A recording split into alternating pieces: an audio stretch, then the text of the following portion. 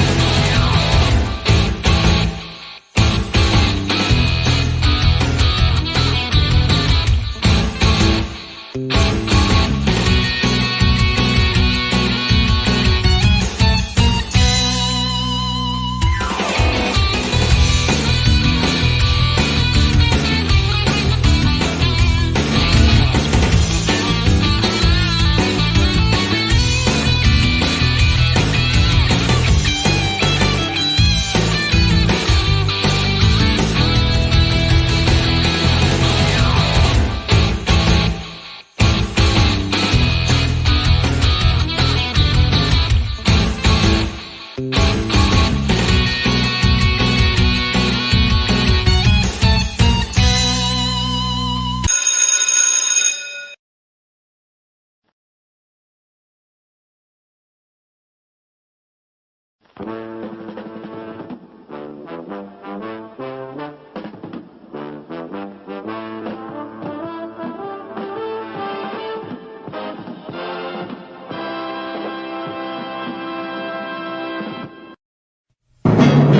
Jeff Meacham Network's Multiverse of Media. For over 15 years, the recognized symbol of excellence and the standard bearer in coverage of sports and entertainment. You ever wanted to come into a sports bar where the barkeeps know their game? Well, the Jeff Meacham Network Multiverse of Media has got a production just for you. Sit down and relax as the Stat Boy and his partner break down the statistics in all things sports. Whether it's football, basketball, motorsports, baseball, hockey, soccer, professional wrestling, mixed martial arts, boxing, and much, much more. All are welcome. Your barkeeps here keep you up to date and in the know of everything going on in sports, while also having a pleasant conversation about it all. Your host and owner of the bar, Stat Boy Mike.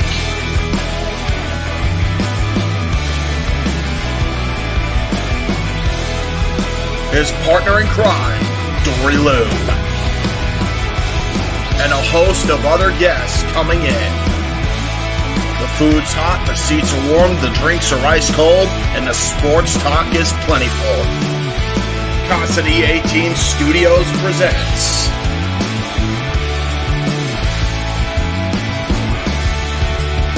Stat Boy Sports Bar. Take a bar stool and enjoy the show.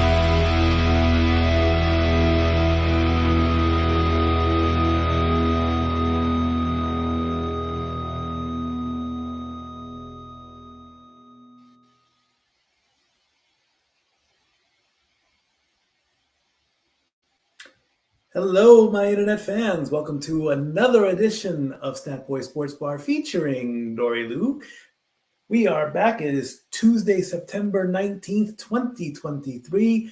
We've got lots of stuff to talk about like we do every week. We are grateful and we thank you all for showing up on this wonderful day, wherever you all may be.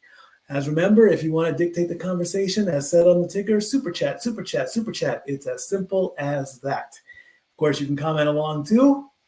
Let's get right into everything, starting off with golf at the PGA Tour, the FedEx Fall Cup, the Fortinet Cup Championship, which took place in Napa, California, and the winner.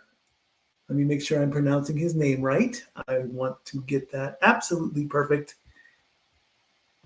I have it right here. Sahith Tagala from Orange, California. This is his first win in his career and his first win this year. Now, what's going on with the FedEx Cup is, again, what they're doing is that they are reverting to a 2024 calendar schedule. The season is kind of like in preseason, if you want to call it that. And they're going to play 7 tournaments for the FedEx Fall Cup. And my screen does not want to, there it goes. So coming up next, after the Ryder Cup takes place, in Jackson, Mississippi, is the Sanderson Farms Championship, followed by the Shriners Children Championship in Las Vegas, the Zozo Championship in Chiba, Japan, the Worldwide Technology Championship in Mexico, and the Butterfield Bermuda Championship in Southampton. Then, in mid-November, the RSM Classic is the final tournament of the FedEx Fall Cup. Then, whatever happens in mid-November to December happens. Have no idea what that is. And finally, in January of 2024, we start the FedEx Cup play in Hawaii. And so congratulations to Sahith Tagala on his first win. There it is. And also I learned that the top 50 players from last season have earned spots on the roster, I believe. And they're not earning points when they play in this. So it's kind of like a warm-up for them. It's still pretty cool to get golf back a few months early before the real tournament begins. Dori Lou, what's going on with the ladies? I think you're muted.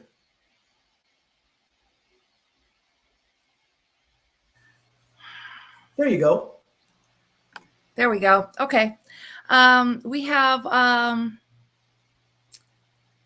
see your graphics again did not come through with the way you sent them to me. So Team United States, this is your team for the Solheim Cup that is competing in Spain, if I remember correctly.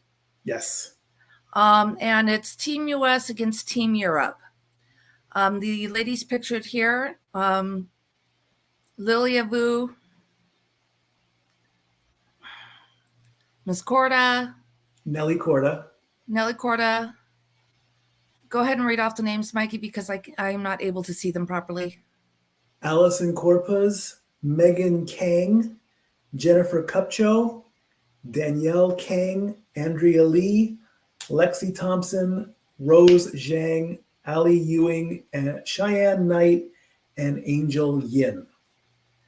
These are the ladies that are going to be representing the United States in this tournament. They are, like I said, going up against Team Europe.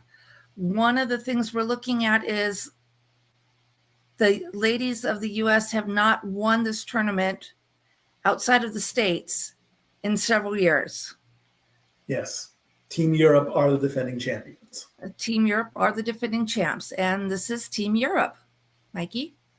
Celine Boutier, Maya Stark, Charlie Hull, Leona McGuire, Georgia Hall, Lynn Grant, Carlotta Seganda, Anna Nordquist, Madeline Sagstrom, Gemma Dryberg, Emily Peterson, and Caroline Headwall.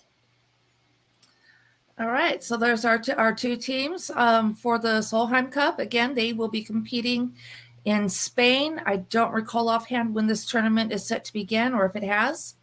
I believe it's Let's see if I can find it. A week and a half, I believe. It's I think it's the weekend of the 29th.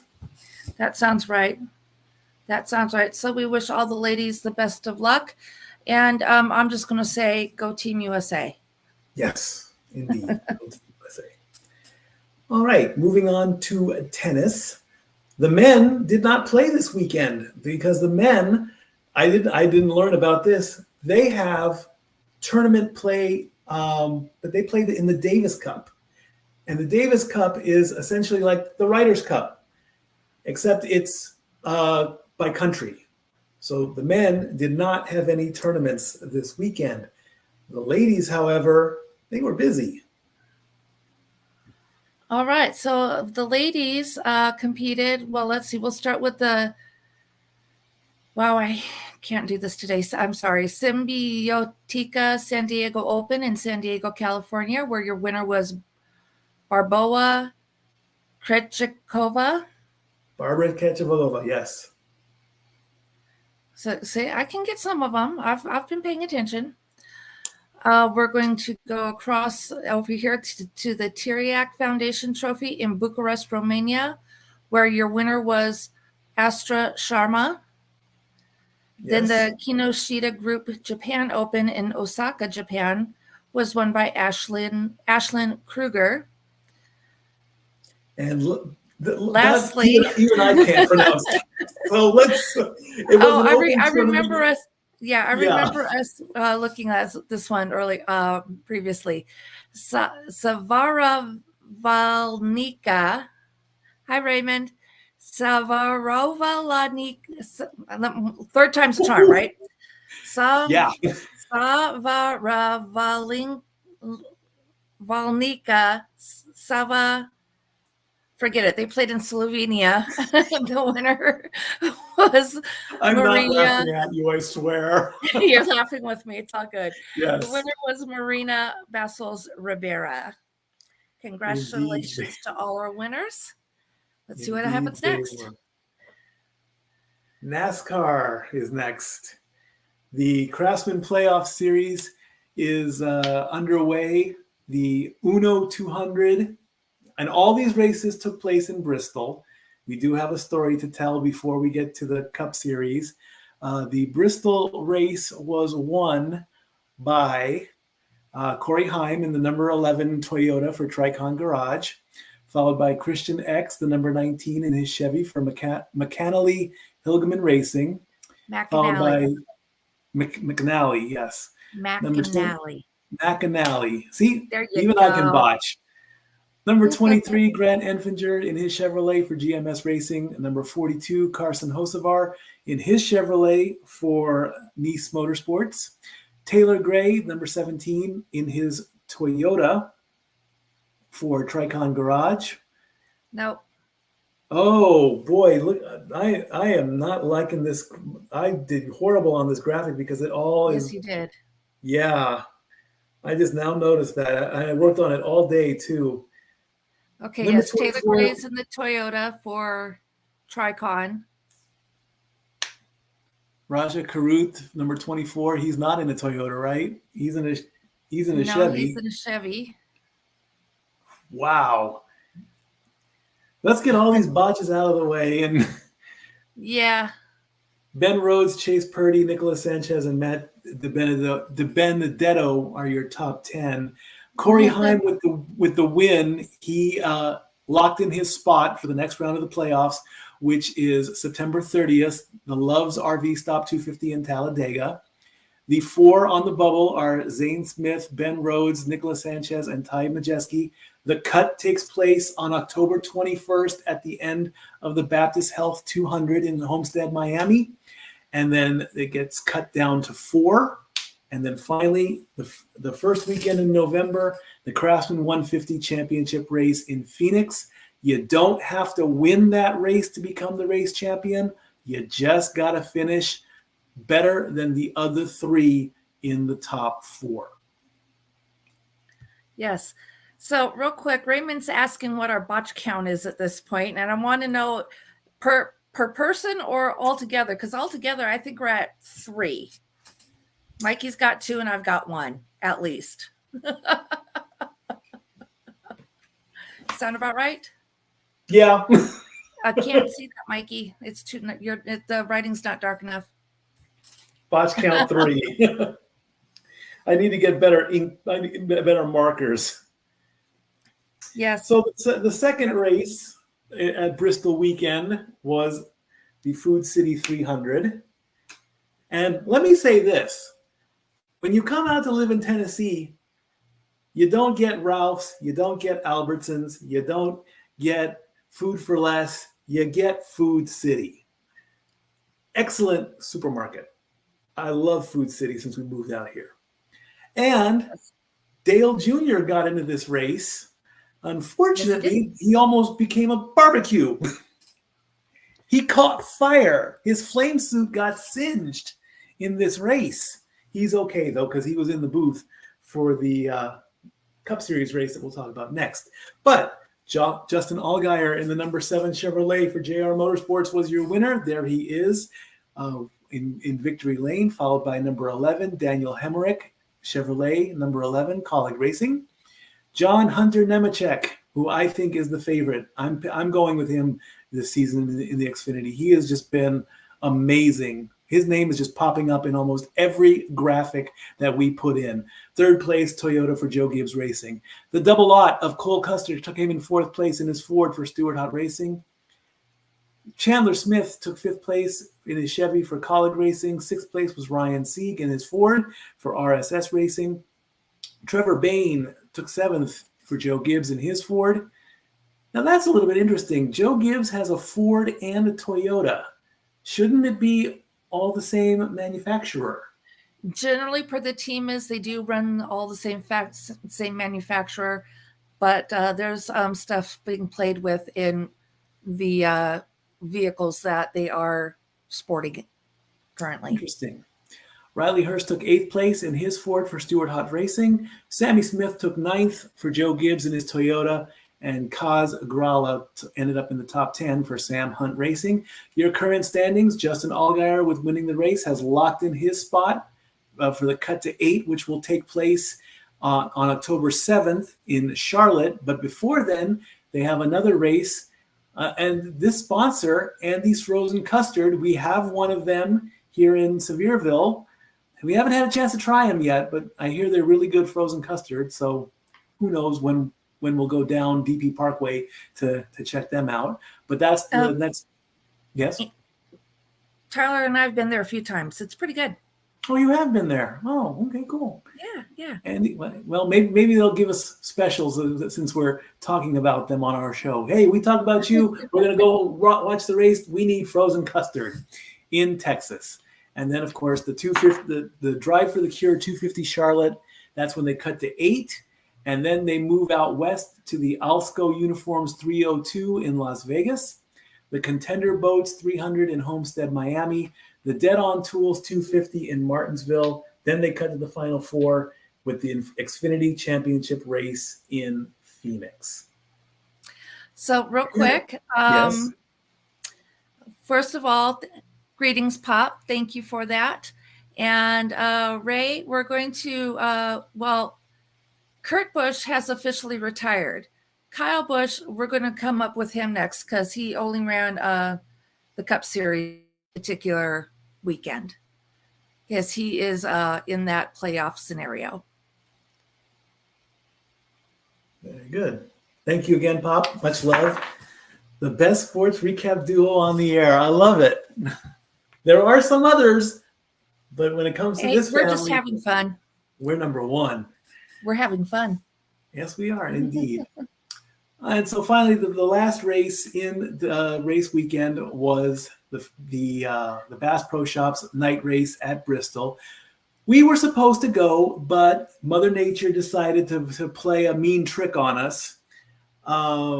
We got up. We literally got out the door, and the skies just opened up. And then we looked on our phones and we saw that the weather pattern was on a direct line to Bristol. So we and NASCAR did a smart thing. They decided to start the race earlier in the day so that they could at least get the race going. So when the rain did hit, it wouldn't be a problem. The skies just opened up. We ran a couple errands. We got hungry. So we figured, let's go get something to eat and then make a decision there. We had a beautiful lunch. And at that point, we decided and looked at our finances, or I looked at my finances anyway. And I'm like, we're not going to have anything to do anything. Let's just go home. So we came back home. We put on the race on television. 6:30 rolled around and the race didn't start, because the storm system did go through, but it had weakened by the time it got to Bristol. They started the race almost at the same time that it was originally going to start at 7:30. The drivers got, they gave the command, gentlemen, start your engines. Cars came out. Then they went right back into the pits for like 15 or 20 minutes. The commentators are like, let's talk to somebody in the car. He's like, I'm ready to go. Let's go. Finally, the green flag drops. And at lap 170, red flag, stop the race, bring them in. 15 minutes later, the race starts up again. And your winner in the number 11 Toyota for Joe Gibbs Racing, Denny Hamlin. Kyle Larson took second. Christopher Bell took third. Chris Boucher took fourth. Ty Gibbs fifth. Michael McDowell sixth. Chase Elliott 7. Brad Keselowski 8. William Byron 9. And Ricky Steinhaus 10. So we didn't go to Bristol, but that's okay. We still had a good day, even though we didn't watch the race. This race was a The race. Hmm? We didn't watch the race at Bristol. No, we didn't But we watch watched the the race. We And the comfort kept of an our eye own on it on USA and NBC Peacock as well. So this race was a cutoff race, meaning we are now down to 12. And sadly, the regular season champion, Martin Truex Jr., is gone. He cannot win the FedEx. He cannot win the FedEx. He cannot win the NASCAR Cup. Your 12 racers are Ross Chastain, Denny Hamlin, William Byron, Christopher Bell, Kyle Larson, Brad Keselowski, Ryan Blaney, Kevin Harvick, Kyle Busch, Chris Buescher, and Bubba Wallace, who is making his first playoff run. We're really happy that Joey Logano's not in there either. He got the boot. Michael McDowell got the boot as well, and Ricky Stenhouse Jr. got eliminated as well. So now we have a fresh set of races coming up, and this weekend is the Auto Trader Echo Park Automotive 400. That's in Texas. The Yellowwood 500 in Talladega. And the one I'm kind of curious, the Bank of America Roval. It's an oval track, but it's mixed in with the road. So they call it a Roval. And so then they cut to 8, and then they travel to Las Vegas, Homestead, Miami, and Martinsville. Then they'll cut to 4, and we'll have a winner on November 5th. Oh. Are you reading our ticker? Am I reading the ticker? Check out the ticker. Okay, let me see here. What's this saying? These roll through again. Mm-hmm. Note to the hosts and the viewers, if producer man has that weekend off, he will be in Vegas. Oh, for Paradise Kitty, yeah, at Count Vamp on October 13th. So maybe NASCAR being there will motivate Papa Producer to go out there. Absolutely, Jeff. You must go see a NASCAR race. Dori, how many have you been to? I know you went to Bristol the first year we came out, but you've done other races, right? Yeah, I've also went to several races out at the Fontana Speedway back in Southern California when I was living out there before we met. You know what? I can't actually put a number on it because it's been several. Because not just NASCAR, I've been to like local racetracks too.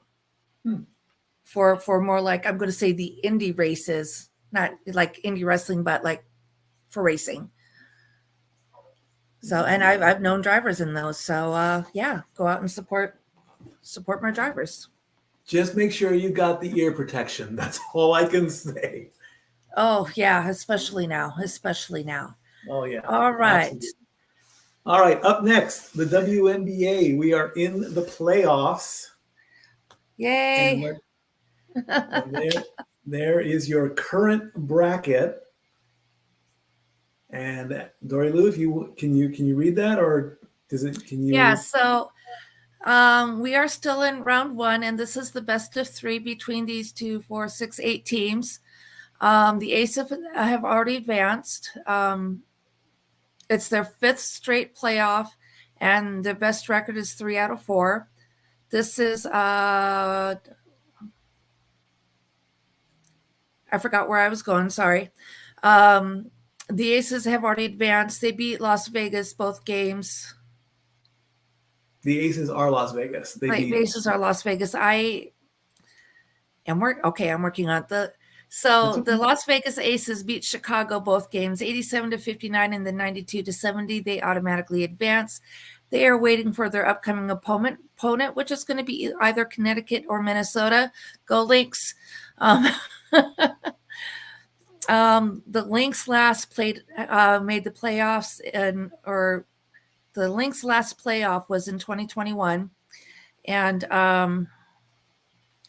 the Connecticut Sun This is their 7th straight playoff attempt.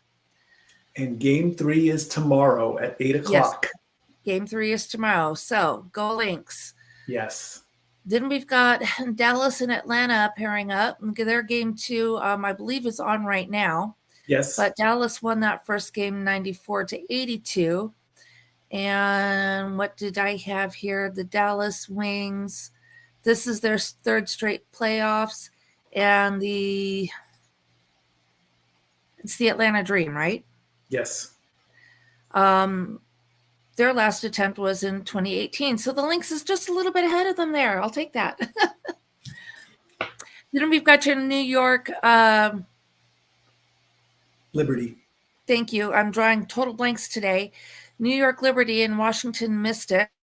New York won their first game 90-75. Game 2 is at 9 p.m. Eastern this evening. So that game will be getting ready to start as we are getting off the air. And I'm sorry, Minnesota fan all the way, good, bad, ugly, and even if I never previously followed the sport, so go Minnesota Lynx. Yes. Sorry, indeed. not sorry. Will you be home tomorrow in time for the game? No, because I did do that shift swap. So instead of opening tomorrow, I'm now closing. All right. If Zach is in and ready to go, let's bring him in for college football. Well, I see he's at least somewhere around there because DJ Munchkin says hello, Fantasy God. Hello, Fantasy God. I'm loving that too. No, but are we really? Yeah, seriously. We'll get to that point. Yeah, well, I can say the same thing about my Vikings. We're at 0-2, but are we really? Look at the numbers Cousins is putting up, but we'll get there. Okay. We'll get there eventually. All right, Zach. So taking a look at the list here for college football, and this is where you thrive because this is your thing. I'm gonna start. Okay, go ahead. Go ahead. Well, the only upset was number 15, Kansas State, losing to Missouri 30-27. Gosh, I wonder if I know anybody from Missouri who would be really happy that they upset number 15. Did you see how the game ended? I did not. Do tell. Missouri won that game on a 61-yard field goal. Wow. Yeah. Impressive. So going through the list, Georgia struggled so bad with South Carolina. Look at the margin of victory. Wait a second. What do you mean they struggled? That score's not right. That score's not right? No. What was the final score? Give me Botch. Mark that. That's number 4. Yep. 3 for you, 1 for me. Okay. Give me 2 seconds. Come on, you. Now I'm botching. Just good job. Oh well, it happens. It happens. Hold on, I think I can get it. But it was like a 10-point game. They struck. 21-14 was the final. 24-14. 24-14, yeah, 10-point game. They up until the fourth quarter where they broke it open, where Spencer Rattler started making mistakes. South Carolina was in control of that game. Then that brings me to Florida State. Okay. People are criticizing Florida State so hard for struggling with Boston College. People, let me enlighten you on one thing. Florida State is in Tallahassee. Yeah. Tallahassee, 95% of the year, it is dry. They are not used to rain.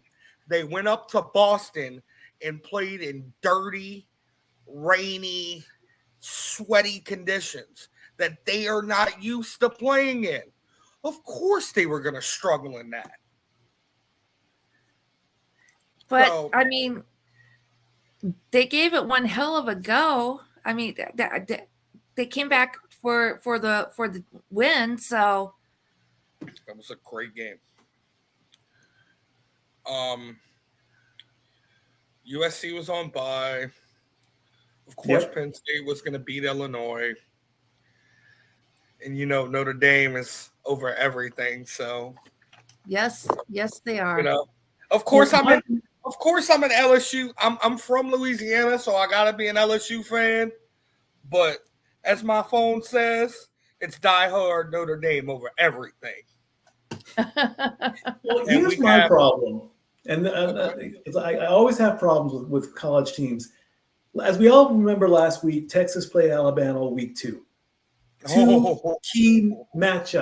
Two key teams in a big style matchup in week 2.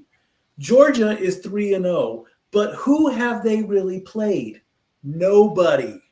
That is my problem. If you're the number 1 team, you don't take these little bitty who's creating this schedule, really? I mean, that's what I don't like. The schedule makers are just not doing this. And again, they should not have touched each other at least till week 5 or week 6. Even though Texas is in the bottom 10 at that point, they are currently where is Texas on this list? Currently they are 4th. Okay, so them beating Alabama, of course, boosted them up into the rankings for week 3. I don't have them for week 4 yet, but. And then, of course, Alabama just tanked, and they're barely holding on to water in the top 10. We're gonna get there. This is the lowest I've seen the Crimson Tide in a while. They were dominating the last 2 years before Georgia decided to kick in and stomp everybody. Oh yeah, it's not as fun. It's not as much fun when I go to work and I see the Alabama Roll Tide shirts. I'm like, I don't want to acknowledge them because they're in the top 10 and. Believe me, Tennessee is Tennessee. We're getting up there too. Go Big Orange. The matchup right now, if this was taking place, Alabama versus Tennessee, since they're right next to each other in the rankings, would be a perfect matchup for the next week. But it's not going to happen till who knows when. It took them 8 or 9 weeks to get the Alabama-Tennessee matchup last year when they were both undefeated. Somebody gets an L.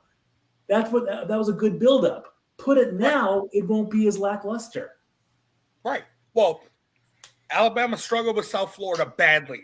That game was 3-3 in the third quarter. They were struggling with South Florida. And since they struggled with that game in the new rankings, they dropped from 10 to 13. Yikes. Wow. And now, Saturday, they play Ole Miss. Mark my words, I'm saying it right now, Alabama's going to lose to Ole Miss. Really? Yes. Absolutely. Oh, man. This can't be the season for Alabama to just tank. I mean, you know what the biggest game of the week is, right? Not like this. The biggest game of the week this week is Ohio State and Notre Dame. You forgot to say the. It's the Ohio State. The Ohio State. He's not here, so. Yeah, where are you, Mansfield? Yeah, ditto. Uh-oh. I called him out last week. I'm calling him out this week, and nothing. I put the link in this time. He's got no say. Yeah. Oh, in regards to the botch count? Oh, okay, yeah. Okay, sorry about that. So we'll see where everything goes. Anything else you want to add on college football before we move on? I mean, I'm also happy that UCLA is in, since California boy here. UCLA played phenomenally Saturday. Oh, whoa. We do have to discuss one thing. What's that? We'll go all the way to 18 and talk about Deion Sanders right now. Again. We're gonna get it. So the coach from Colorado State. I've read this. You might want to put a disclaimer on this because I'm about to tear this alive. All right, the floor is yours. If you want to go single shot, go ahead. How do you disrespect A man who has single-handedly done it all when it comes to the football game. A Super Bowl champion, a college champion, and now is working on a coaching championship. There's a level of disrespect you do not have. Before the game, he was criticizing the head coach, Colorado State, Jay Norvell, who is Mike Norvell, the head coach of Florida State's younger brother. Jay Norvell made a comment about Deion Sanders, how when they made their introductory meeting for the week, because the coaches meet every week before the game just to chit-chat, whatever. He criticizes Deion for showing up wearing a hoodie and a pair of sunglasses by saying, didn't your mother raise you better? Ouch. Now, come on now. Then it's all of these little side comments throughout the week. Terrible. When they come face to face at the end of the game, the beginning of the game, they didn't say nothing to each other. They stayed away from each other before the game. After the game, they go to do their ending, midfield, chit-chat, handshake, whatever.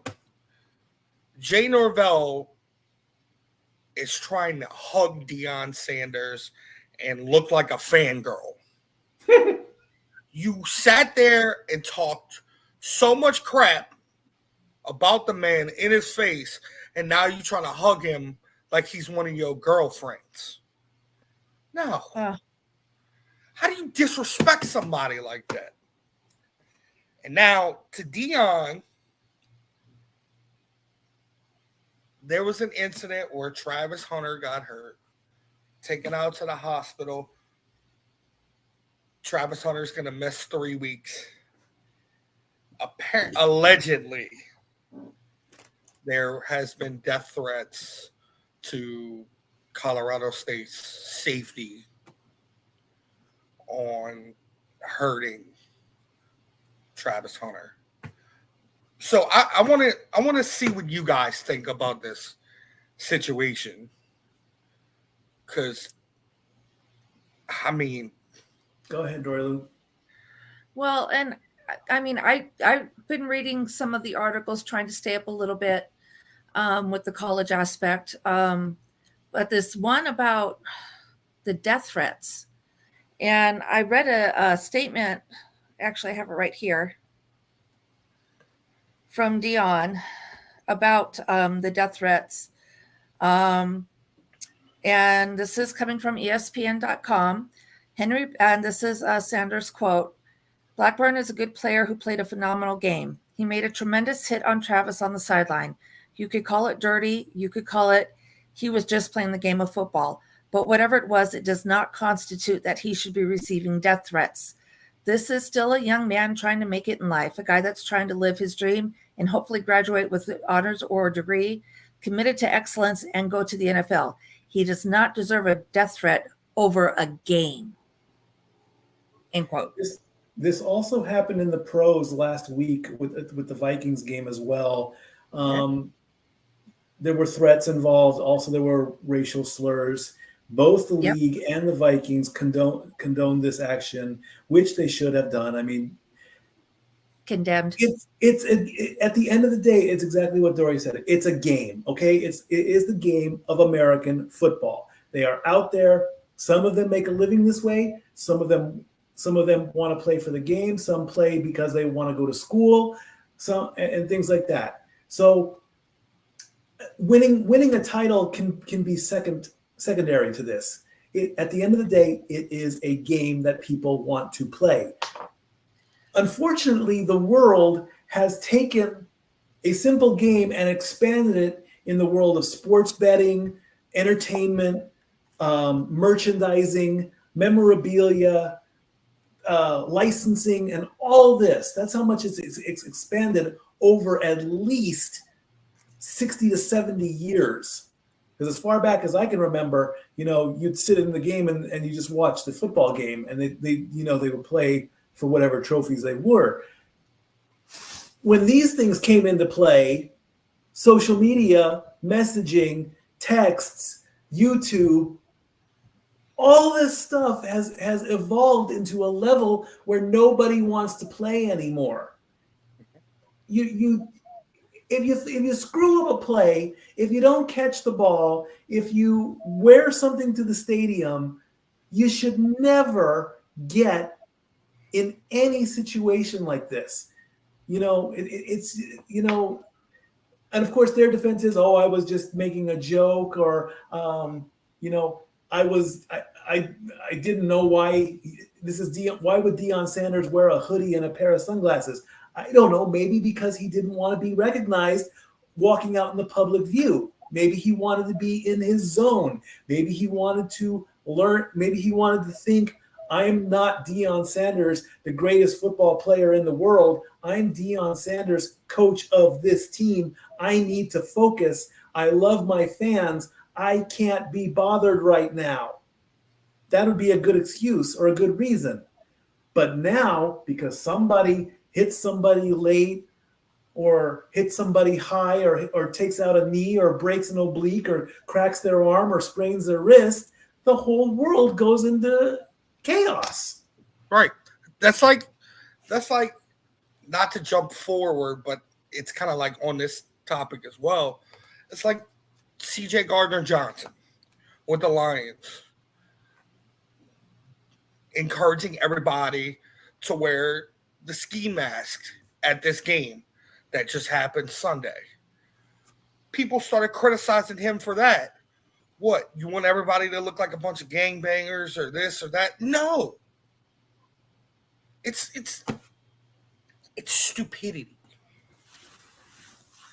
Indeed it is. Deion's always, if you know Deion's always wore a pair of sunglasses everywhere. On TV, on the sidelines, everywhere.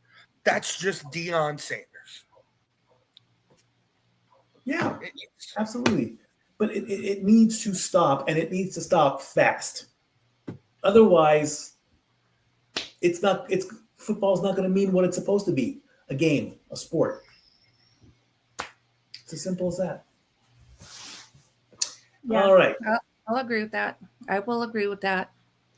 But it is a very, very sad situation in any sport, dealing with any of these. People are going to get hurt when you're playing these rugged sports.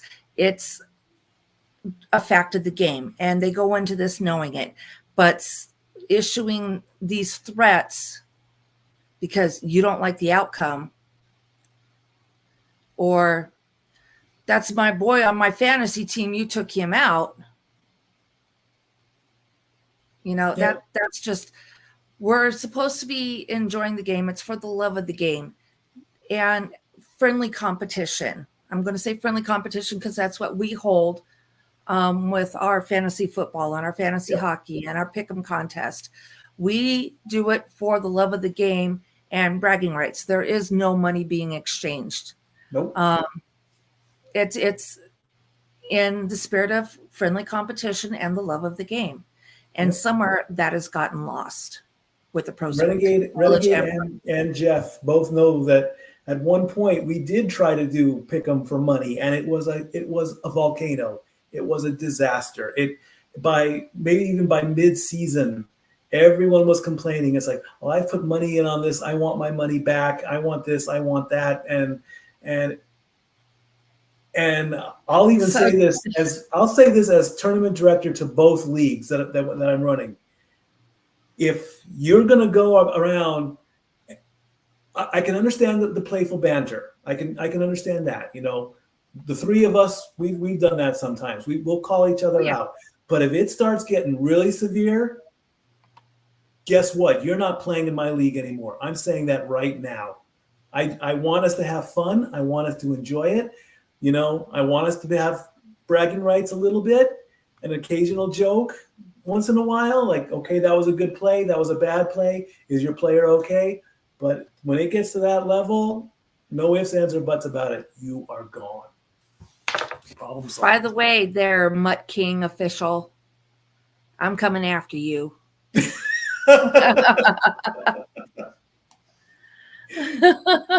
But we'll get to that in a little bit. We'll get to that in a second. I did not. I'm pretty certain, Jeff, I think you can confirm, I did not send the power rankings for baseball. So I will quickly get those out of the way. The Braves, the Orioles, the Dodgers, and the Devil Rays, or not the Devil Rays anymore, that's a botch. The Rays have all clinched their playoff spots. They are the first 4 teams that are in. Sadly, the Angels and the Nationals have joined the red list. They are out. In fact, the Dodgers clinched on the same day the Angels got eliminated. So there's that. Again, the rumors with Ohtani-san are just going all over the place. Somebody put something out there on social media today that Ohtani-san is going to join the newly crowned Las Vegas Athletics, so he'll still have an A on his uniform, but it is official. He is out for the rest of the season. The Angels made that announcement on Saturday. They cleared out his locker, so he's done.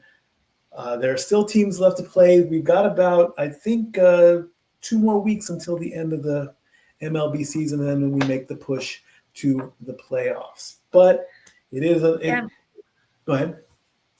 By the way, for Ohtani, he did just have his surgery. They're expecting him to be able to come back and at least hit in 24, but no pitching until 2025.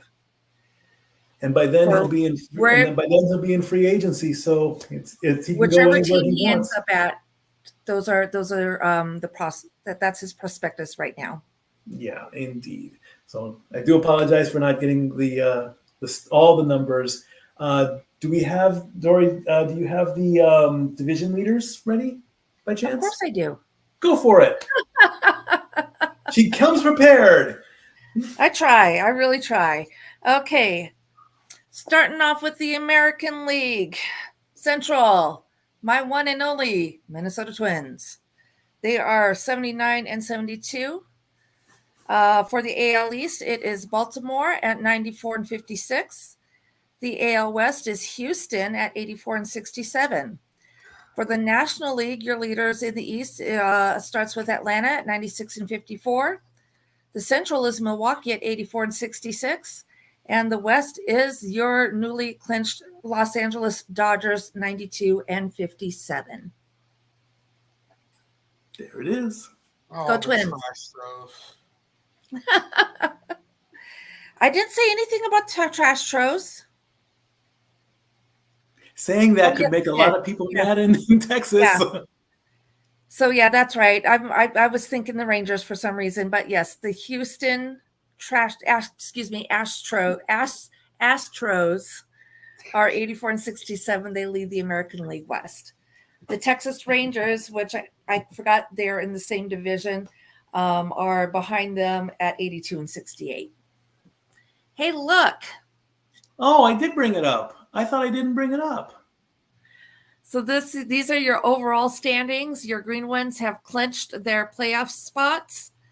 In white, that's where everybody else is. And your red teams have been completely and totally eliminated from playoff contentions. Oh, man. Look at the downfall of Kansas City. Oh, they've been out. They've been out for 3 weeks. Where have you been? Look at it.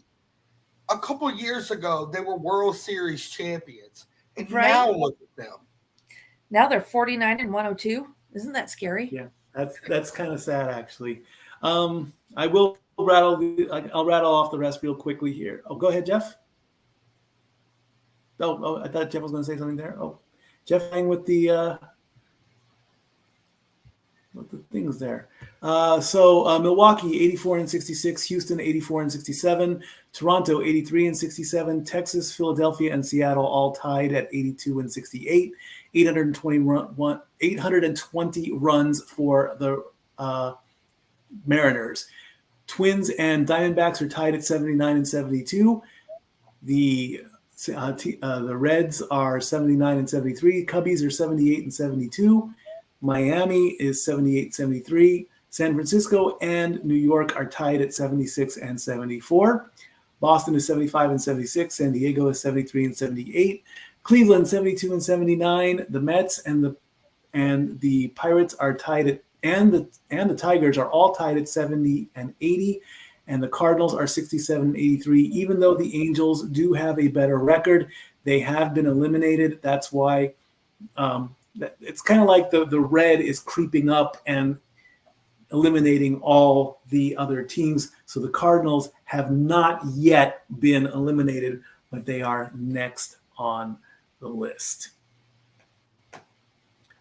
All righty, friends, it's almost that time for the meat and potatoes of Stat Boy Sports Bar. In the meantime, we're going to take a quick break and let you know what's coming up in the multiverse of media on the Jeff Meacham Network. Stay tuned.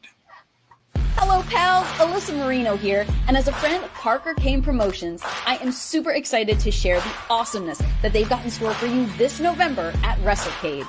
You'll be seeing the world-traveling Capital Championship Wrestling Global Fighting Champ Rebecca J. Scott, a rising star who's been featured on Ladies Night Out, MCW, and more, the stunner Emily J., an internationally traveled talent who you've seen on NXT UK and Stardom, Angel of the Ring Zaya Brookside, and NWA World Women's Tag Team Champion Chicago's sweetheart Missa Kate will also be appearing live. It's all going down WrestleCade weekend in Winston-Salem, North Carolina. You can catch these stars brought to you by Parker Kane Promotions on Saturday, November 25th from 10 a.m. to 3 p.m. And be sure to stick around for Ladies Night Out the following day on Sunday, November 26th. You can get your WrestleCade weekend tickets at WrestleCade.com.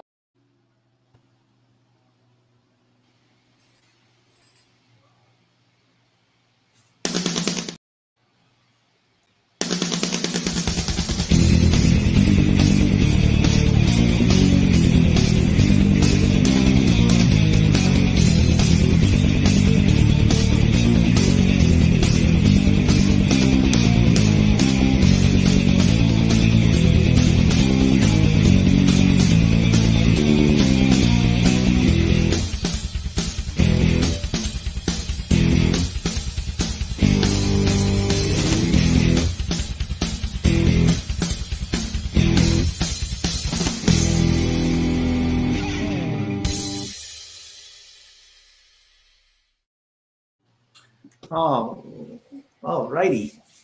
Make sure you guys are keeping an eye out for all the great content that takes place on the Jeff Meacham Network, Casa D-18 Studios, Jay Hebert Studios, A Simple Man, and NoDQ.com too. Don't forget about them either. All right. Yes. And the Rangers of Wrestling. We can't forget about Tatilla. She's cool. I like her. She's a good person. All right. The meat and potatoes of Stat Boy Sports Bar is NFL football. Week 2 is in the bag. Jeff has the scores. Dori Lou will rattle them off. I'll give the stats. You can pop in and if you want to say something, and we'll go from there. Let's have the first matchup of the week, please. Oh, the first matchup, Thursday's game, the Minnesota shush at the at the Vikings at the Eagles. Oh, the Eagles took this one 34-28. My beloved Vikings are currently 0-2. The Eagles are 2-0. However, Kirk Cousins is putting up some numbers. 31-44, 364 yards, 4 touchdowns, no interceptions. He was sacked twice. Jalen Hurts went 18 of 23 for 193 yards, 1 touchdown, 1 interception. The Vikings defense did their job, sacking him 4 times. It is true. Kirk Cousins is putting up numbers like crazy. In the 2 games, he has been the number 2 quarterback overall. In fact, this week and last, first week in fantasy, this week in overall yardage. What's going on here? I mean, what's happening? Any ideas? Any thoughts? Any thoughts? No, we just the Vikings offense just have got to figure out how to get through these other teams' defense right now. I mean, Cousins is doing great, but he's got to find the holes in the opposing team's defenses. Indeed, he does. Lee Jettis can't do it on his own. Nope, we can't do that. No, Next sure slide. can't. Next This up, is a shocker. right? The Green Bay Packers at the Atlanta Falcons. The Falcons won that one by 1 point, 25-24, and they are currently 2-0 with the Packers at 1-1. And yes, this one was a shocker. Jordan Love went 14 of 25 for 151 yards, 3 touchdowns, 0 interceptions, was only sacked once. And Desmond Ridder went 19 of 32 for 237 yards, 1 touchdown, 1 interception, 1 sack. Okay, Green Bay is 1-1. Don't panic yet, Wisconsin. Almost in Minnesota. That's a half a botch. Don't panic yet. Jordan Love is doing his thing. He's got big cleats to fill. We know this. No, you can panic. Yes. You can panic because they're going down Sunday, baby. Oh, yeah. Against Oh, the yes. Saints. That is correct, sir. Saints Packers week 3. Yep. Correct. Okay. We'll Saints keep an eye Packers on that week game 3. for certain. All right. Next game. Next up,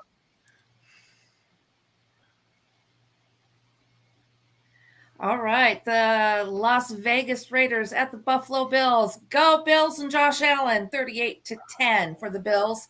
Both teams are currently 1-1. Josh Allen went 31 of 37 for 274 yards, 3 touchdowns, no interceptions. He was sacked twice. Jimmy Garoppolo went 16 of 24 for 185 yards, 1 touchdown, 2 interceptions, and no sacks. They needed that win so badly after that debacle on Monday night last week. Losing to the Jets. I that agree. lost Aaron I agree, Rodgers and 4 I'm plays very, into the game. I'm very happy.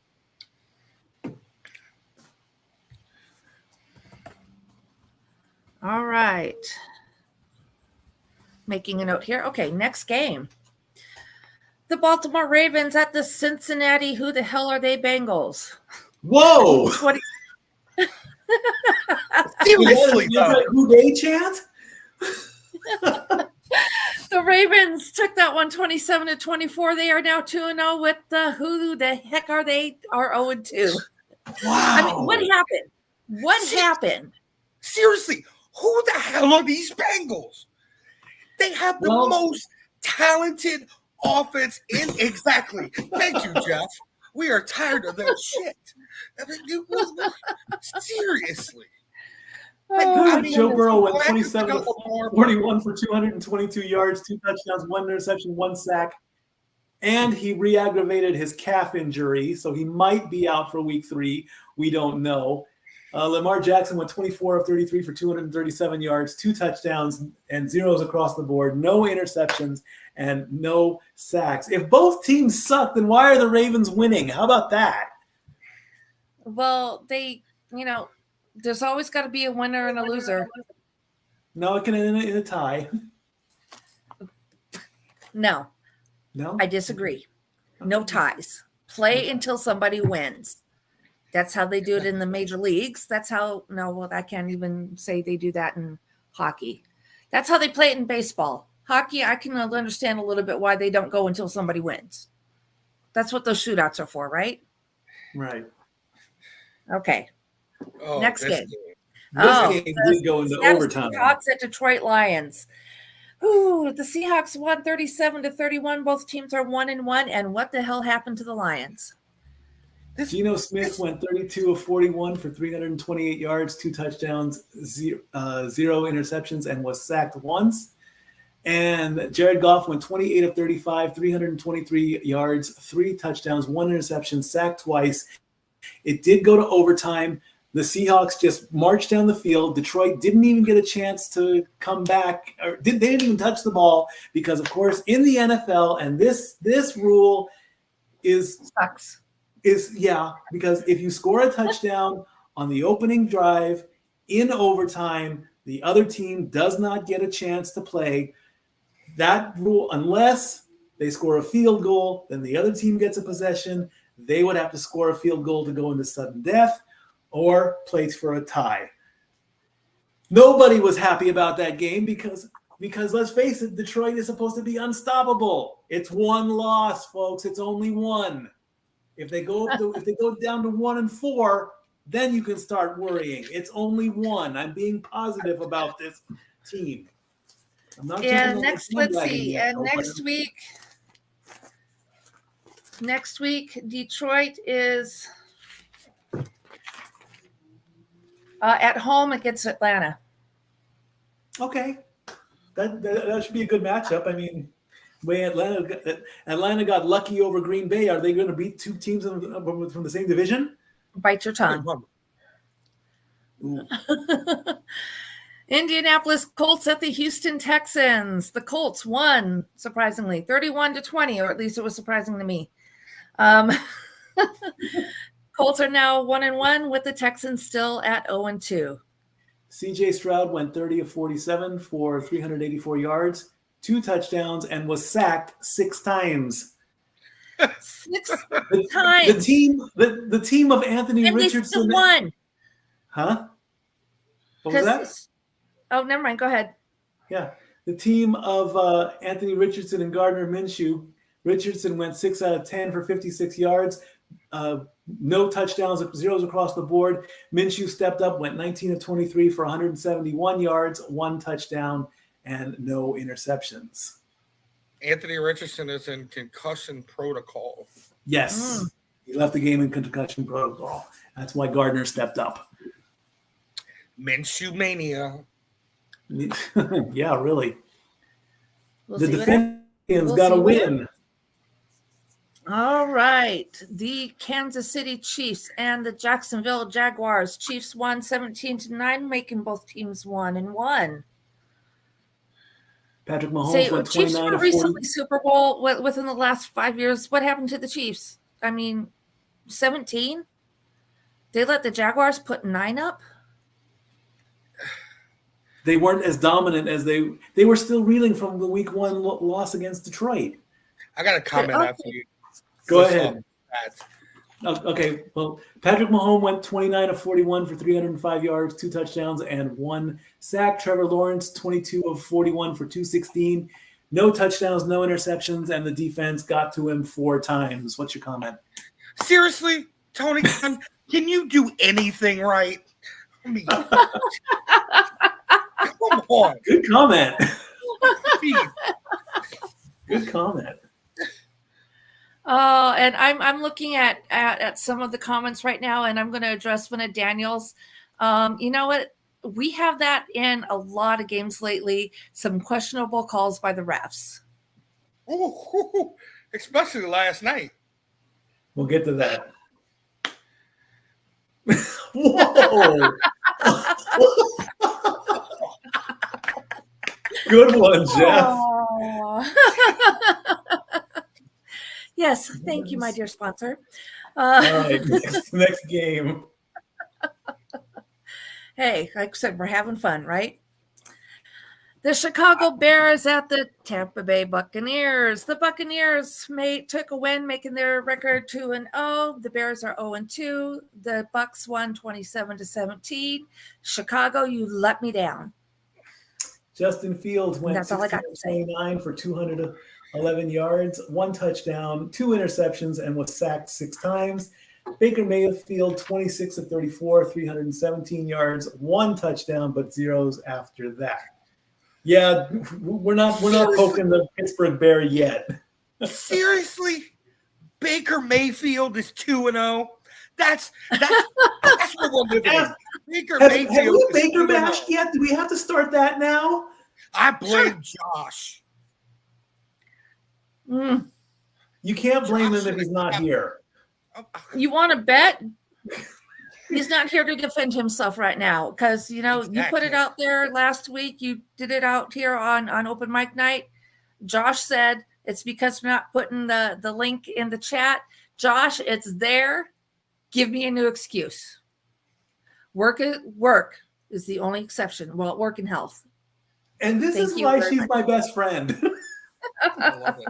Love it. So Love it. put up or shut up. With love attached to it, please. Yeah, of course. This is all Of with love, course. folks. Yep. Jeff, you're more than welcome to join this conversation, by the way. All right, next matchup. The Los Angeles Chargers at the Tennessee Titans. Tennessee did their job this week. They won 27-24, putting the Chargers at 0-2, and the Titans are 1-1. Ryan Tannehill went 20 of 24 for 246 yards. 1 touchdown, no interceptions, got sacked 5 times. Justin Herbert went 27 of 41 for 305 yards, 2 touchdowns. He only got sacked 3 times. And all the pros and their computer thing that does all the prediction, does a lot of the predictions, said the Chargers were going to win this game. Yep. Okay. Oh, Jeff. All right. Show those computers who's right and wrong. What's next? Let's see. Next, the New York Giants at the Arizona Cardinals. The Giants took a win, 31-28, putting the Giants at 1-1 and the Cardinals at 0-2. Daniel Jones went 26 of 37 for 321 yards, 2 touchdowns, 1 interception, and three sacks. And the Arizona quarterback, I'm blanking on his first name, 21 of 31, 228, 1 touchdown, and no interceptions. Not happy with the Cardinals. That was Joshua Dobbs. Joshua Dobbs, okay. Can we talk about what the hell happened with this game? What? Go for it. Who knows? What the hell happened? The Cardinals were up 20-0. 20-0. 6 quarters it took them to finally get on the board. They did not. That's what happened. They did not want to get shut out back-to-back weeks. I'll take the blame for that one. I put it out there in the chats. I said, what's going to happen? They're not scoring. They don't want to be a 0-ranked team. Then they scored 31 points. There you go. I blame Kyler Murray. If he spent more time worrying about the NFL instead of playing Call of Duty, maybe he would stay healthy and be winning games for his team. There you go. There you go. Damn children in their video games, I swear. I know. Yeah, What's well, a lot of people. Video games? Nothing. I still play them.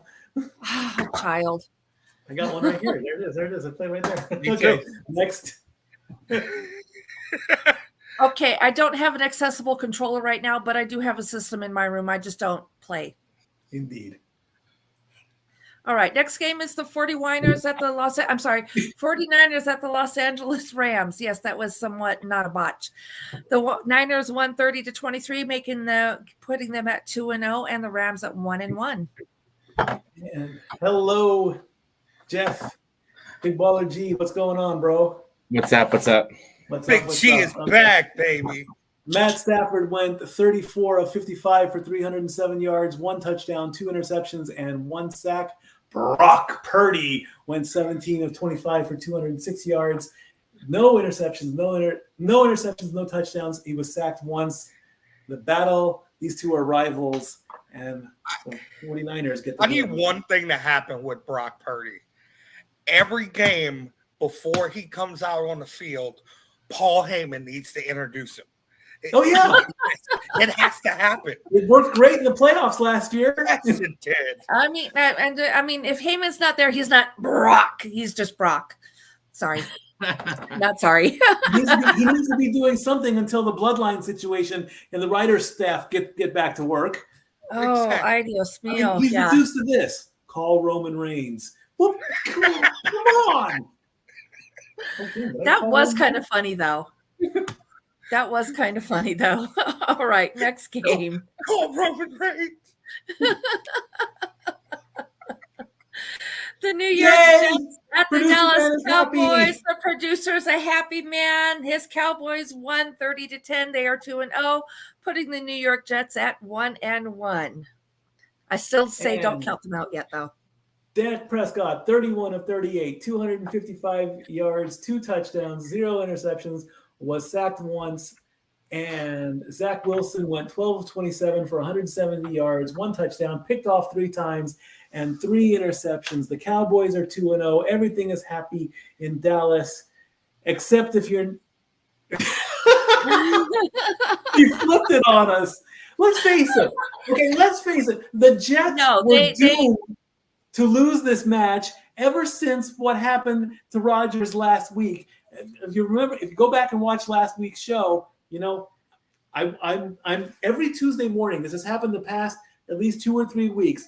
I watch First Take and I watch Pat McAfee. Okay, you guys know how I feel about Stephen A. Smith. I talk about him once in a while, not all the time. Mm-hmm. It came up in today's episode. They're already saying this, and the first words out of my mouth were, "It's only week 2." They are already talking to put the Cowboys in the Super Bowl. It is week 2. Let us not worry about the Super Bowl until week 18. We've got 4 months of football to play. Okay? And of course, Mr. Haters, Mr. Smith over there is like, "Oh, well, by the way, here's a stat on Dak Prescott. He's only 3-7 in the month of January, meaning he won't win the playoffs." You cannot say that this early in the season, sir. Let us live in the now. The ghost of Christmas present. The Cowboys are 2-0. Relish on that. And I mean, Mr. Smith, in all due respect, from Mikey and I reviewing your background, you're a freaking basketball player. Get off the NFL. Jeff, I do believe Stephen A. Smith deserves your graphic for that. No, not really. I mean, he is a sports analyst. I understand that. We are trying to. We don't get a serious as this letter. Definitely.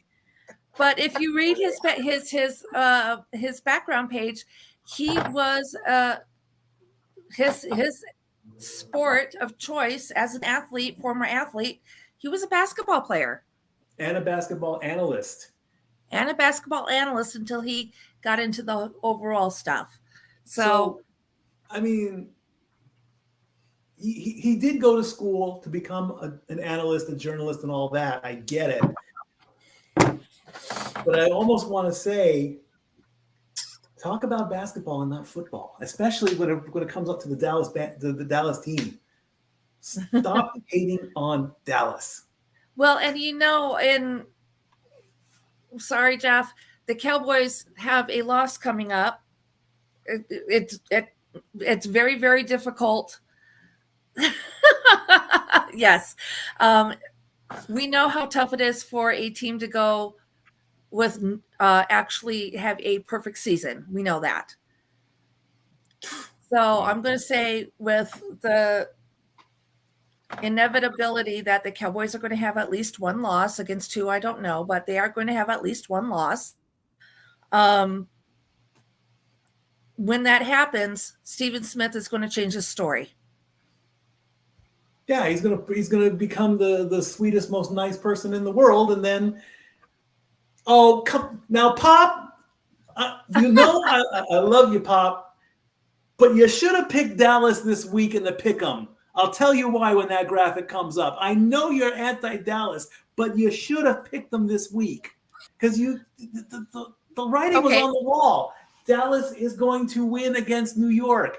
Pop has done this to me many times. He has played a trick on me where he would want to make a bet with me, but somehow he knew it was going to happen, and he always said, "Always bet on a sure thing." This was it. This was it, Pop. You had your chance. You'll see why in the results. Next game, please. Right along here. Yep. All right. The Commanders and the Broncos. The Commanders eked out this win 35-33, putting the Commanders at 2-0 and the Broncos at 0-2. Howell went 27 of 39. He almost hit the 300 mark, 299 yards, 2 touchdowns, 0 interceptions, and 4 sacks. And Daniel Wilson, 18 of 32, 308 yards, 3 touchdowns, 1 interception, and the worst number, 7 sacks. That is why he is not happy. 7 sacks. The Washington defense went crazy this last game. Timeout? Looks like What are we timing out for? Daniel Wilson? How about Russell Wilson? Russell Wilson. Oh, did I say Yeah. Daniel? Okay, that's Yes, a you said double Daniel. botch.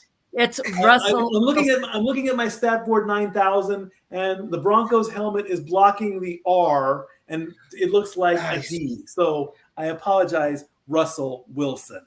Double Thank you. botch. Next game, please. I'll get it Oh.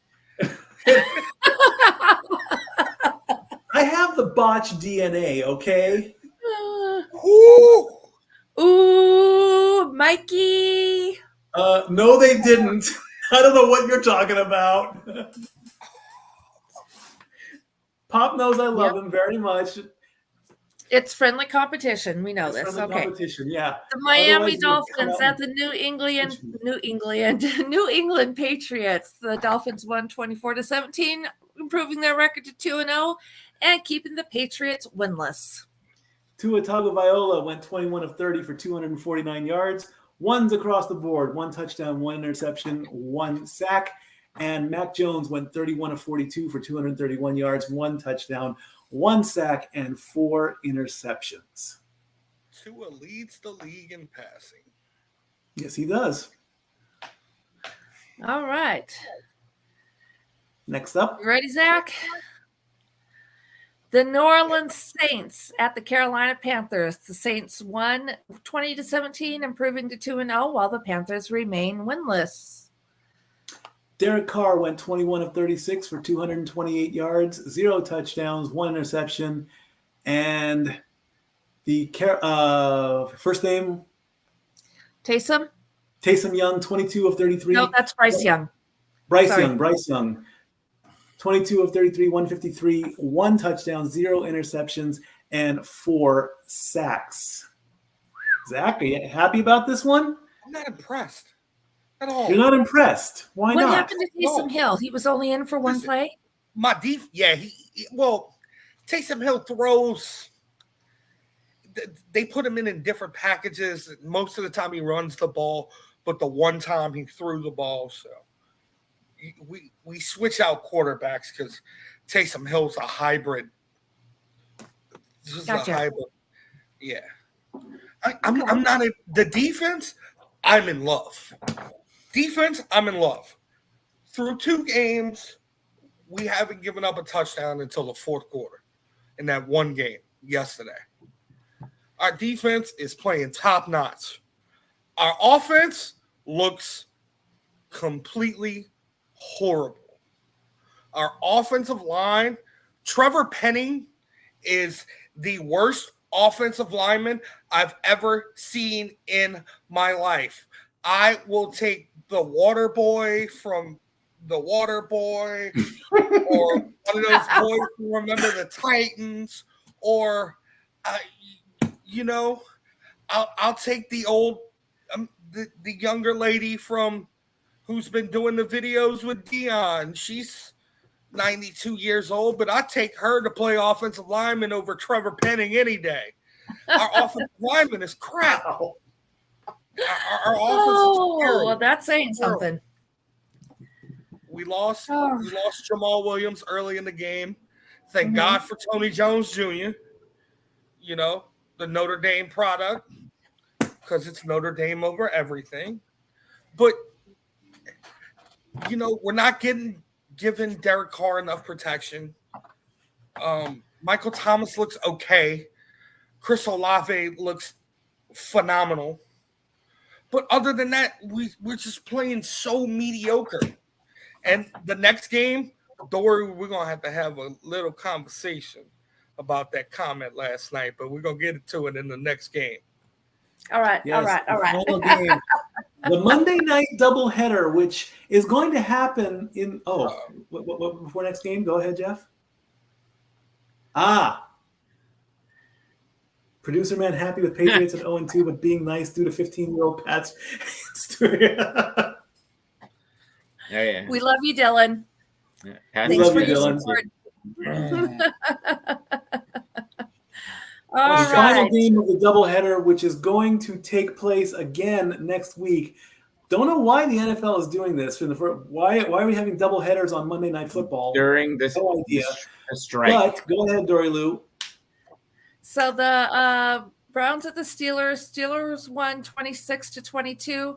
Both teams are now at 1-1. Deshaun Watson went 22 of 40 for 235 yards, 1 touchdown, 1 interception. Kirby Pickett went 15 of 30. Kirby Pickett? Kirby Pickett. Kenny Pickett. Kenny Pickett. Get it right. Oh my gosh. And he froze. All right. Pickett went 15 for 30 for 222 yards. Another big name gone in 2 completely froze weeks. and cut out there. Yeah. So, Mikey, you completely froze up. We lost all that there, except for who is out for the season. Deshaun Watson, 22 of 40 for 235 yards, 1 touchdown, 1 interception. Kirby Pickett, 15 of 30, 222, 1 touchdown, 1 interception. And I'm going to correct you there. Kenny He did it Pickett. again. Kenny Pickett. Not Kirby Pickett. Kenny Pickett. Kenny. You are killing me today. Jeez. Son of a bitch, Michael. And yes, and somebody else got hurt last night. And again, you cut out while you were giving us the info, but they Nick are Chubb. out for the season. Nick He Chubb. is frozen solid over Chubb. there on his end Nick right now Chubb, for whatever. yes. I don't know what's going on right now over there. But yeah. Okay. So Kirby Puckett played for the Twins. How long ago, Dory? Yeah. Okay. Can't remember Okay. from it. Yeah. I know there's a Pickert in Pittsburgh and and the guy we've been trying to say for the last 10 minutes because Greg and BG and I went back and forth on that all season last season. I couldn't get it right either. So, okay. Anyway, I'm good now. Thank you. Thank you. Oh, my So God. yes, You're Nick welcome. Chubb went out with a season-ending injury last night, which means I need to find a new running back. Yes, you do. Damn it. It 2 weeks in a row. I mean, two big name players just carted off the field, out for the season. There have been a lot of injuries already in the first 2 weeks. Unfortunately, 2 of them have been season-ending. We have a couple players that are going to miss the next couple of weeks, but they're expected to come back. What is happening in the football world with all these injuries? I mean, are they just playing that much more aggressive? The turf. It's I'll football. say this. I'll say this before you talk about it, Jeff. I will say my statement again and defend it again. TJ Watt is going to win Defensive Player of the Year. And again, it's only week 2. Don't catch your chickens before they're hatched.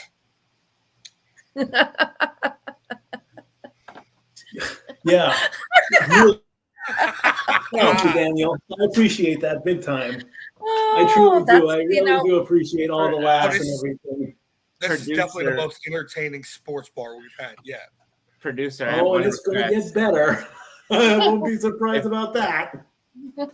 If the producer can put me on the big screen here, I got a little bit of a rant. Go right ahead. The floor is yours. Go right ahead.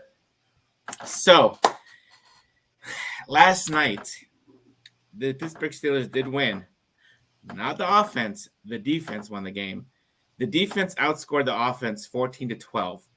The defense Scary. scored 2 touchdowns on a interception on the first play of the game in scrimmage, and the other one, I believe, was a forced fumble by Alex Highsmith and TJ Watt, who will be Defensive Player of the Year again because he is the best defensive player in the NFL right now. And fire, I'm going to say, this is the one F-bomb, fucking Matt Canada already. Fire the fucker. I'm so pissed off.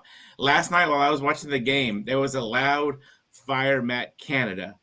The man does not know what he's doing.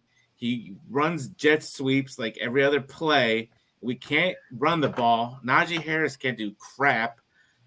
Kenny Pickett doesn't know what he's doing because of Matt Canada. Our offensive line is doing their best to protect Kenny Pickett, but that's a whole nother story. But our defense won us the game last night, and the defense cannot always win the games for you. The offense needs to step up, score more points, and stop having these 3 and outs, because watching these Steelers games are giving me damn aneurysms, and Greg Cherry as well, and any other Steeler fan. It is so freaking mind-boggling. We've had Matt Canada now for like 3 or 4 years now, and we cannot put up more than 30 points in a game if we're lucky. If we're lucky. It's so mind-boggling. Like, I don't know what I don't know. It's so freaking frustrating right now to be a Steelers fan, And like I said, Kenny Pickett, it's his second season.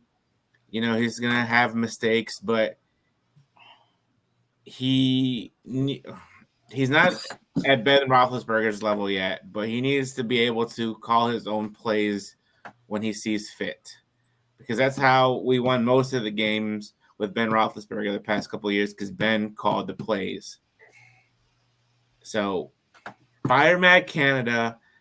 All these other coaches and offensive coordinators are always on the hot seat, but for some reason with the Steelers and the Rooney family, they love giving people chance after chance after chance after chance. We haven't won a Super Bowl since 2008. We have every year we go into the playoffs, it's been by a fluke. We always need help from other teams. You can't keep on doing that. It is so freaking frustrating. And if Greg was on the show too, he would 100% agree with me right now. Oh, absolutely. Any other Steelers fan, it's so freaking mind-boggling. It's so. I love my Steelers to death. I'm always gonna love them, but my God. What does this all mean when it comes to the games? It's the Sack Boys power ranking. And of course, the Dallas Cowboys are the number 1 team 2 weeks in a row at 70 points and 2-0. Right behind their heels, they moved up 3 spots, the San Francisco 49ers. They are actually tied in points with the Dolphins, but the 49ers have given up less points, so they get the higher rank. San Francisco is 2-0 at 60 and 30. Miami is at 60 and 51, and Miami did not move. Philadelphia moved up 4 spots. They're 2-0 and 59. Washington is 2-0 and 55. They jumped 8 spots. Baltimore is 2-0 and 52. They moved up 2 spots. Atlanta moved up 3 spots. They're 2-0 and 49. Tampa Bay moved up 6 spots at 47, also at 2-0. And the final team that is 2-0 are the New Orleans Saints. They jumped up 7 spots. They only have 36 points. The remaining teams in the next column and a half almost are all at 1-1. Green Bay leads that small little section at 62 points. They dropped 9. The Bills took a huge leap. They are now up to 54 points. They are 1-1. They jumped 14 spots. The Rams dropped 6. They're 1 behind the Bills at 53. The Colts and the Lions are tied at 52. The Colts jumped up 5 spots. The Lions only dropped 2 spots. So again, don't count out the Lions just yet. The Lions have given up 6 more points than the Colts have. The Seahawks are at 1-1 and 50 points. They jumped 12 spots. And the Cleveland Browns finish out the left side of the column at 1-1. They did drop 7. On the right side, the Titans are 1-1 with 42 points. They jumped up 9 spots. The Jaguars dropped the most, 14 spots. They are 1-1 and 40. No change for the defending champion Chiefs. They're at 1-1 and 37. The Steelers are 1-1 and 33 with their win. They jumped up 11 spots. The Jets dropped 10 with their loss. They're 1-1 and 32. Along with the Giants, both New York teams are within a point of each other, 1-1 and 31. Raiders are 1-1 and 27, and they are the last of that bunch. They dropped 8 spots. The remaining 9 teams are all winless. The Chargers are doing the best, 2 at 58 points. The Broncos are at 49 points. The Vikings are at 45 points. Not so bad of a drop. They only dropped a little bit. A win can boost them up and get them back in. And with the points and the numbers they're putting on, they will move up. Cardinals are 0-2 at 44. They dropped 3 spots. Patriots are 0-2. They are tied with the Bears.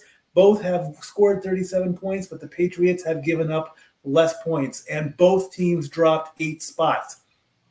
Texans are 0-2. They only have 29 points. The Panthers and the Bengals have each scored only 27 points, but the Panthers have given up less points. Those are your power rankings going into week 3. As far as the Pick'em contest goes, Daniel and Big Baller G were the winners of the week. They both tied at 14. Hell yeah. We had a 4-way tie for second place between Pop, Nathan, Tammy, and Brandon at 11. You see, Pop, if you would have picked Dallas, you would have had a solid second place. JP and Zach scored 10. JJ and Emmanuel got 9. Dori Lou and Raymond got 8. In the overall, this is a first. We have a 4-way tie overall. You see, Pop, if you would have picked Dallas, you'd be the number 1 leader. But no, you don't want to touch the Cowboys. I want to put you in the number 1 spot, Pop, because you're Pop. Love you, Pop. But we have a 4-way tie at 21 points. Zach is in second with 20. Nathan at 19. JP is third. Dori Lou, Tammy, and JJ all have 17 points, and Raymond and Emmanuel are at 16 points. When it comes to fantasy football, there's another botch on there. It should say week 2 instead of week 1. That's my mistake. The matchup between Dori and Zach. Zach won that round, 68-40. Greg versus me was a close matchup, but he got me by a touchdown and a 2-point conversion, 76-68. Raymond got his first head-to-head week as he took on Emmanuel and beat him 90-70. Brandon won the triple threat, 76-65-40. There are your overall points. Zach has about 110-point lead over Dori Lou. Dori's in second with 1,404 points. Raymond's in third at 1,357. I'm in fourth with 1,271. I've got a small lead over Emmanuel. Tammy is at 1,160. Greg Cherry is at 1,154. Brandon is at 1,125. And Sean is bringing up the end at 1,092. The challenges for week 3 will be done privately. We'll get that out of the way in a bit or so. But that is what happens. And good game, Dori. Producer is back. Go ahead, Jeff. Just wanted to say we're going to take a 5-minute commercial break. That's how long this damn trailer is for October. So go get a snack, go get a drink, go take a peepski, or if you can pull it off in 5 minutes, a poopski. And we'll come back with the fantasy hockey draft, right? Because Zach, I'm coming for you. We got to bring more people in for the fantasy hockey. So okay, give everybody that's playing the fantasy hockey a chance to come in. All if you're not playing, I know we are getting ready to go to commercial. Yeah. If you're not playing fantasy hockey, we have a couple of guests that are going to be joining us because we are going to be going into our fantasy hockey league. Right. And we're going to do just 3 rounds of picks on air. There you are. There I am. Hi. Okay. Yeah. So, okay. If anybody in here is not playing fantasy hockey, please bow out so my technology doesn't completely break down on me. If you are watching at home and you are playing fantasy hockey, you should have the link. If you don't, we'll get you the link, but come on in the next 5 minutes. In the meantime, here's what's coming up in the month of October on the Casa D-18 Studios.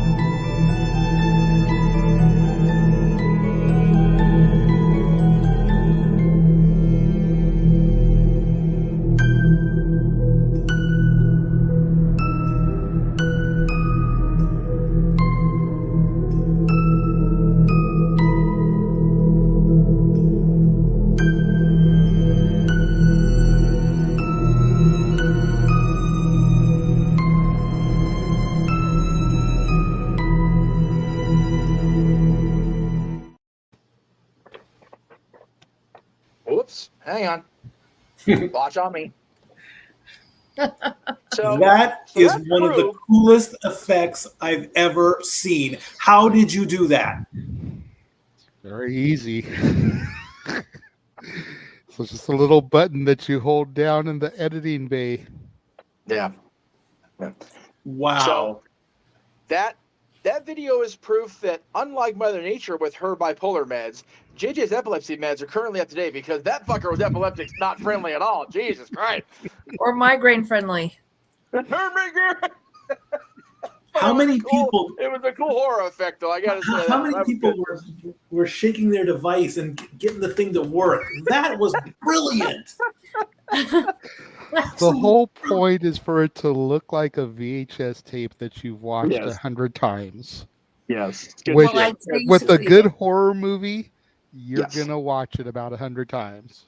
Absolutely. I still remember my copy of Tombstone was watched so much that whenever a gun would get shot, the tape would jump. Wow. Wow. That's great. I've got two of those here. I've got Fantasia here, where it sounds like this more often than not. And then I've got freaking Jade's copy of Nightmare Before Christmas on video because it ended up here somehow because I have no luck. And it just, the audio is so bad, it's like Burton did his own cut just to be an asshole of it. It's that bad. Jesus. So I get it. Oh, And my yes, goodness. beware, you're in for a scare. I also did not send this to Jake. I didn't correlate it in my brain for some reason, but the beginning of October also correlates with my attending the convention for the Halloween franchise. So there'll be footage throughout the month, wherever I can get at that convention, of my interactions with the folks of Halloween and the Michael Myers universe. So stay tuned for that throughout the multiverse, but more likely on the Casa D-18 Studios and regular reviews because he is the movie person after all. So anyway, have fun with the draft. I'll be in the green room as I do. All righty. Stat Boy, can I just say one thing? Go ahead, sir. I know that JJ is the champion, but I just want to say that you're going down.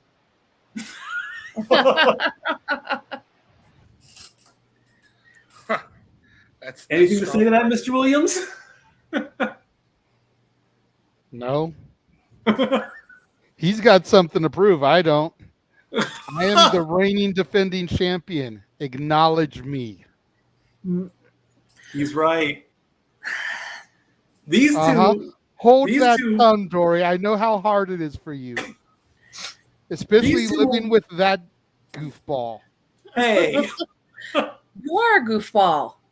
Yes, I am a goofball, and I'm proud of it. Freaking All Ducks right. fan over here, Ducks team name wearing his Kings shirt. Yep. Yeah, I know. How much chapstick do you have at the house to kiss the producer's ass there, Mikey? None.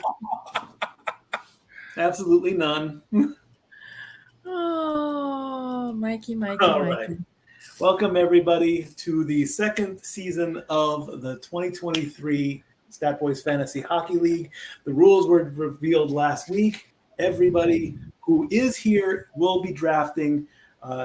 We do not have Daniel, Emmanuel, and Monica, but they have sent in lists for at least their first three players.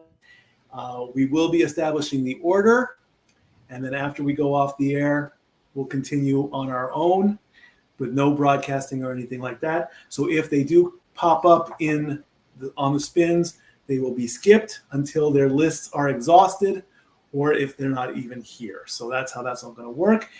We're only going to be drafting live right now our goalie sets and one player, 3 rounds, snake style on the order. So we're going to bring up the wheel. There Wouldn't it it is. technically be 2 rounds we're doing if we're drafting the goalies as a set? And then 2 one teams other of player? goalies. 2 picks. Okay. Yeah. I must have misunderstood that part. I was you under get- the impression we're picking 1 pair of goalies and that's it. Yeah, Mike, clarify. Yeah, it's 2 goalie teams. You pick them by team. Okay, so wait. Okay. So we're going to have 4 goalies on our team? You're going to have whichever goalie plays for that team. That way, if you pick a goalie and he doesn't play, there's no debacle. Okay, hang on. Okay, I know what he's asking. Just hang on. So, this is a practice round, everybody. This doesn't count. Mikey, spin the wheel.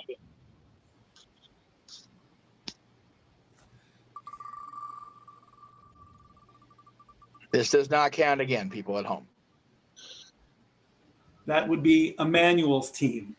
Okay, but okay. Oh, wow. All right. Need to not have that happen every damn time. Goddamn. Okay. So let's say Emmanuel picks Montreal's goalie. Does that mean he's picking the primary goalie and the backup goalie? Okay, so if he lands on that and he says Montreal, that means his goaltending set is Montreal, correct?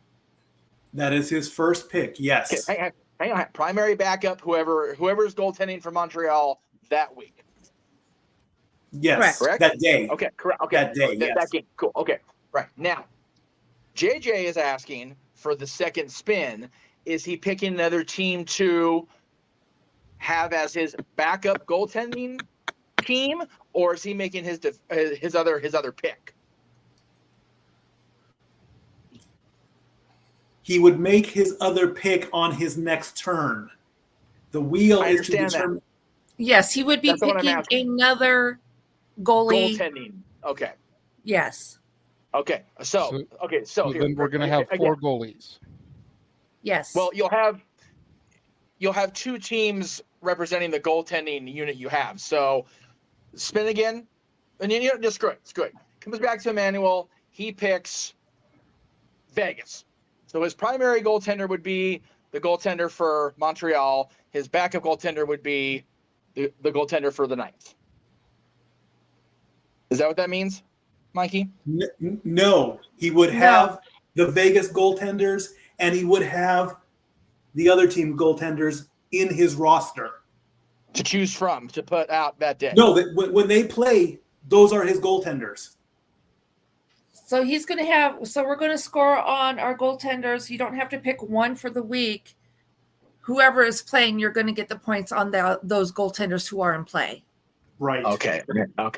So what JJ had said is you're going to have not two sets of goalies, Jay. You're not going to have four goaltenders. You're just going to have whichever goaltender goes out for Montreal and Vegas if it was the two teams you picked. Right. Does that make sense? No, I get that, but you still have four goaltenders on your team because if the backup starts, then that's who you get points for. Yes. Right. Yes. Okay. That's what I'm trying to understand, because the way I understood it in the layout of the rules and everything, you only had one set of goalies. You picked a team, you had those two goalies, that was it. I did not understand or read, or it was not clarified that you then were going to pick another team for another set of goalies to then have four goalies on your squad. Right. That's where I was confused too, Mikey. I apologize. Yeah. Yes. Because then I also think it said that you drafted one more goalie just as a standalone goalie. Yes. So now technically you're going to have five goalies on your squad. I did say that, but I took out that extra goalie because of the possibility if you took Vegas, but I wanted Fleury, that'd be a conflict. So I took out that extra goalie person. Well, Fleury isn't in Vegas, but that's okay. Exactly. Okay?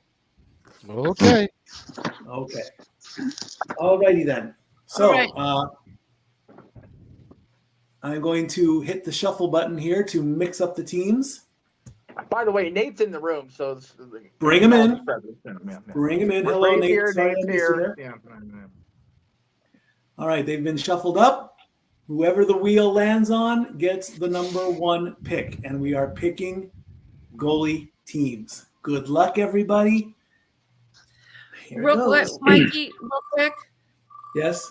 Okay, so name all the players or all of our players and who their teams are, and I'm going to try and help you track them.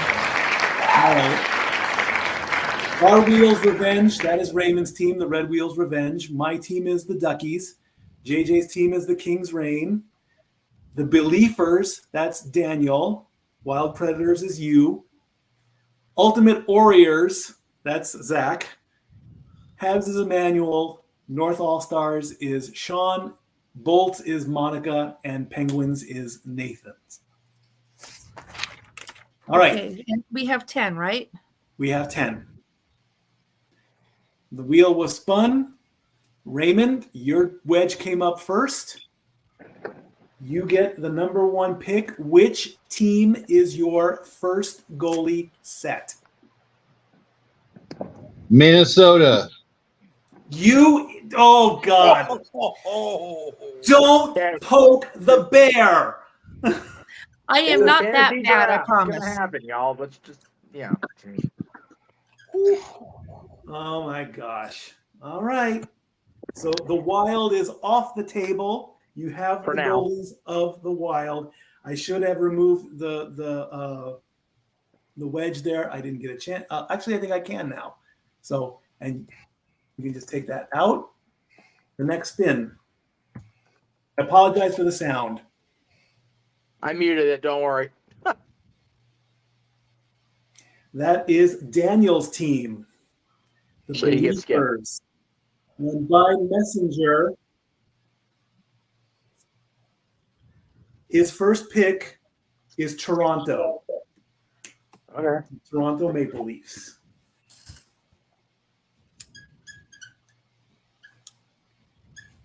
All right, we'll remove Each that. team gets 10 picks. We're not doing all 10 picks on the air. 10 Right. spins anyway. Number 3. If it's a skip, if you're not here and I don't have a thing on it, it's Dori. All right, Dori. Who is your team? The Bruins. Boston. Okay, Good pick. good pick. I know she likes that. All right, spin number 4. Come on, come on. It's JJ. Twice. Golden Knights. Takes Vegas. Spin number 5.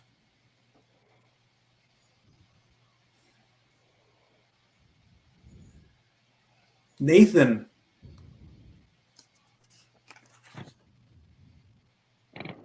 Can you hear me? Penguins. Go ahead, Nathan.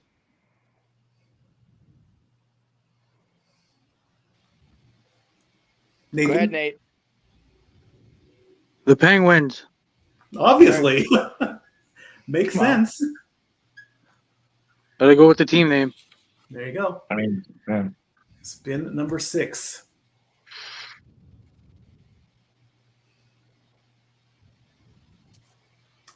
That is Sean, but he is not here. Did he make a pick? Number 7. Did Sean not make a pick for the first round if he wasn't here? No, he did not say. He did not leave a list. Finally, I Okay. get a pick. All right, yay me. I'm going to go with.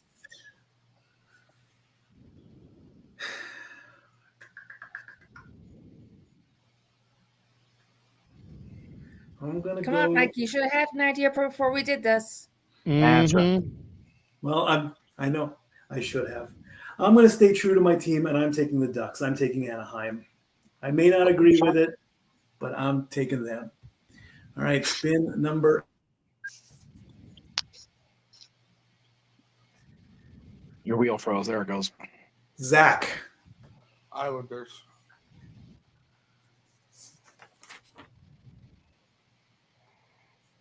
New York Islanders, and the final spin 50-50 shot between Monica and Emmanuel. Are either of them here or gave picks for the first round? They did give picks, yes. Okay, well, Emmanuel. somebody popped in. Oh. Thought, oh, no. Hang on. Needs Emmanuel picked Dallas in by messenger. It's a good pick. That leaves Monica. And her pick was by messenger the New York Rangers. Okay. So that takes care of the first round. Going back now in snake format, Monica will pick again, but in her message, she wanted the Penguins, which have already been picked. So unfortunately, it's a skip. It doesn't go back to the top to go through again? No. No, it goes top to bottom, bottom to top. Mikey did say that at the outset. Okay. So we go to Emmanuel's second pick. Did we lose Ray? Yeah, we lost Ray. That's what I thought. And Emmanuel's second pick by way of messenger is the Avalanche. Damn it. Zach doesn't like that, so now he has to scramble for a second team. Who's your second pick? Always have the backup ready, my friend. Sorry, Jeff. No, you're good, brother. Give me Winnipeg. Okay. Why are we saying sorry? Oh, because not being ready. I don't give a whatever. That goes to me. I think I picked the Ducks. Like, no, Mike already picked the Ducks, and Yeah, I he already stuck the did. pattern. I'm good on that shit. I thought you weren't a fan of Winnipeg. Oh no, I don't mind Winnipeg so much. They're like the least offensive Canadian team because they're not really the Winnipeg Jets. They're the Winnipeg Jets 2.0. He's got a point. Fair enough. My second pick, I'm going to go with Vancouver. Them I don't like. Fuck them. Sean will be next. He is not here. It is a skip. Nathan, your second set, please. Tampa Bay. Them I like. Pick. They're sick of them winning. JJ, your second pick. Well, since Nathan just took my second pick, I'm going to go ahead and go with the Kings. There you go. Give me Cam Talbot, baby. Dori. Carolina. Okay. Carolina. Sneaky good pick. Team Carolina. Sorry. I just Robert moment. Daniel's second pick by way of messenger, the Capitals.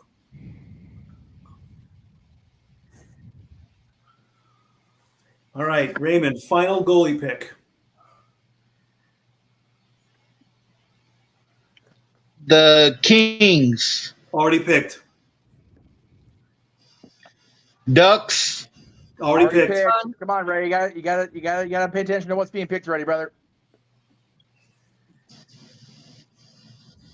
The teams that are gone are Boston, Carolina, the Golden Knights, the Kings, the Ducks, Vancouver, Minnesota, Toronto, Washington, Dallas, Colorado, the Islanders, The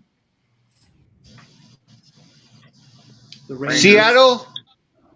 You can Seattle, take Seattle. The Seattle Kraken. is good. The Kraken. All right, goalie picks are done. We each get one pick of one player. And And this is will any go- player across the spectrum not a goalie. right, no more goalies. Just clarification. No individual Okay. goalies. All right. You can pick. Do I want? Yeah, okay. Raymond, who's your pick? Your one player. I don't know because my computer took a crap on me. Okay. Tell you what. Let's run a commercial so we can. Raymond, do you have your list on an alternate device? Yes, I'm trying to. Yes, I do. Commercial I'm on my break. phone and it's on my phone. Okay. All right, Commercial break is a good that's idea, fine. Jeff. I'll run a couple commercials. That's fine. Not a big deal. Just hang on. Good job. What do we have here? I don't know. All right. We'll just go ahead and run the September preview, though it ran before the show. That way you got time, Raymond. So, all right. 2.5 minutes. We're on the bubble, kids. We'll be right back after this messages from the Casa D Studios regarding what you're still going to see the rest of this month. Oh my God.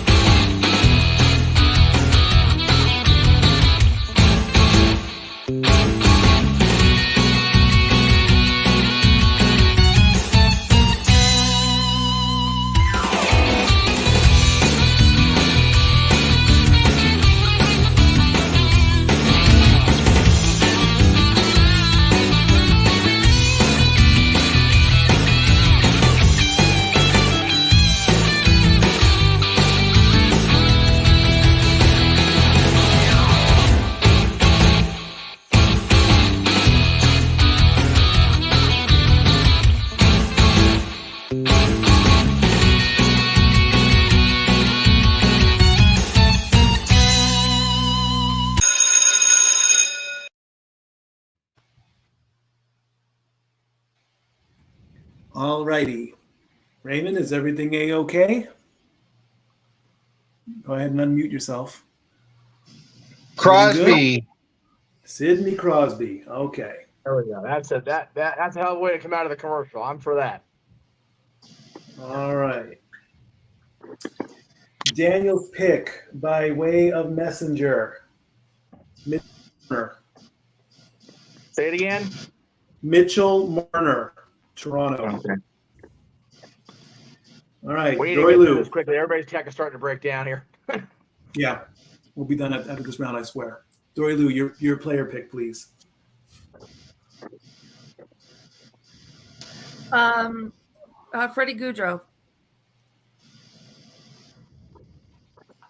Freddie Goudreau. JJ. Connor McDavid. Good choice. Number one player. Too bad the voice out here. He would pop for that one, Uncle JJ. How he wasn't first pick, I have no idea. Top scorer in the seriously, entire y'all, come freaking on, league. man. Goodness gracious. Yeah, you know, I had him in my 158 list, but I points didn't last have him written season. down. Yeah. My personal bias against that sweater or not, my goodness. Nathan. Leon Draisaitl. Ooh, that's a good one. That is a good one. He was Yeah, good last see that season. too. Heard his name a lot during the postseason last year. Number 2. Yeah, there you go. All right, next would be Sean, but he is not here, so it goes to me. And I am going to take him. The grade 8, Alex Ovechkin.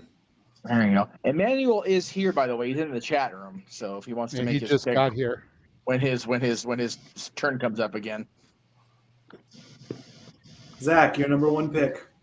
Tage Thompson. I had him last season. Good one. All right, Emmanuel, you did get your goalie sets. Do you want to write in the text room? All you got to do is just pick one player. Well, did he already send in his pick if he wasn't here for his number 1 overall pick? He did. I'm just asking if he wants to text it in. If he wants to type Let's it not in go ahead and delay the show. Read it off and he can comment on it. Sorry to be that guy, but all right, keep moving. His pick was Connor McDavid, but that was taken, so it goes to his next pick. He gets Nathan McKinnon. Oh, that's a good plan B. That's a good plan B. Nicely done, Emmanuel. That's good. Very nice. And the last pick goes to Monica by way of messenger. And on her list, she chose, without a doubt, Steven Stamkos. Well, you expect that from Monica. So, all right. So for now, that's the end of that. We will continue the draft after we go off the air. So everybody, please stand by in the green room as we finish up the show. We'll say our goodbyes and then we'll bring everybody back in, and we will not be broadcasting. We'll just be doing it privately. So thank you, everybody. Just stand by for a few more minutes while we say our goodbyes and everything else. Red 5 standing by. In the interest of, the graphic backgrounds are going to change, but in the interest of keeping the show moving, I'm going to move over JJ to the dad's page. That way we can show what we did this morning, because it'll just be a hell of a lot easier to do it that way. Okay. All right. So there's the background's going to change. Just hang tight. I understand what it says. Nice. Oh yeah, great show this morning. If you didn't catch it, go back and watch it. It's good shit, pal. Yeah, that was this morning. So please go back and watch that. First of all, that was this morning. We did a great 2-hour show. It was awesome. Good times. Of course, we did the Snap Boys tonight. Tomorrow is the Greg Cherry Show across the Jeff Meacham Network and the Greg Cherry brand. We may go across the multiverse. I still got to talk to Greg about that. Then we'll be doing our Eastern 5 Pacific immediately following the Greg Cherry Show.